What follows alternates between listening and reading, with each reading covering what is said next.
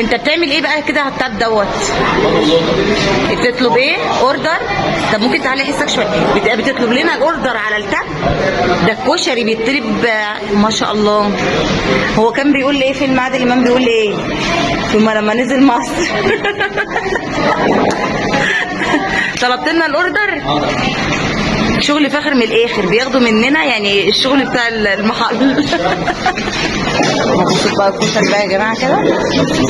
بصوا احلى حاجه عندهم، بصوا بقى هم عاملين ايه بتاعهم. فاكرين عربيه الكشري بتاعت زمان بتاعت فاطمه كشري؟ بصوا شايفين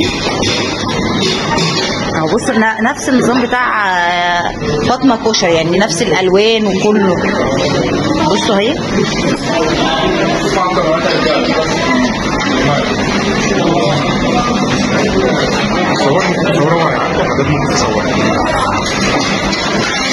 بصوا هنا بقى يعني حاجه بجد النظافه يعني.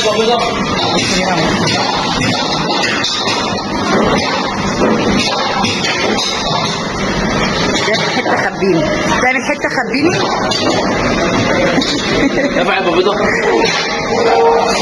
بصوا الكشري بتاعهم.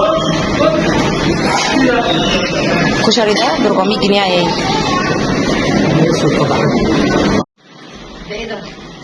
ده الشيت ده البوك ده ولا محفظتك دي ولا ايه بالظبط يعني؟ ده المحفظه بتاعت حضرتك اللي انا جايبها لي يعني بقى ايه؟ المحفظه بس عشان تبقى بالدولار يعني بتبقى بالدولار فجايب يا عم احنا على الله حكايتنا لسه ما قبضناش بالدولار يا عم. ده جاي لي كام ورقه يا تامر الحق. ده ايه ده؟ ليه فراش كده؟ ده عيب ما تتلمديش.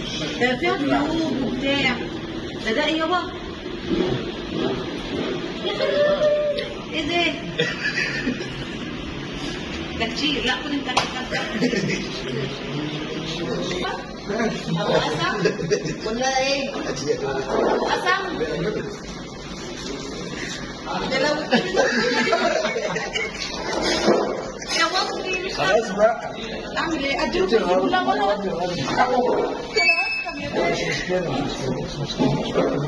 مش انا على الدوم ده. صعبان عليك.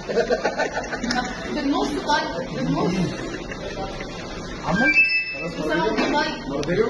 مرضيه؟ طب ما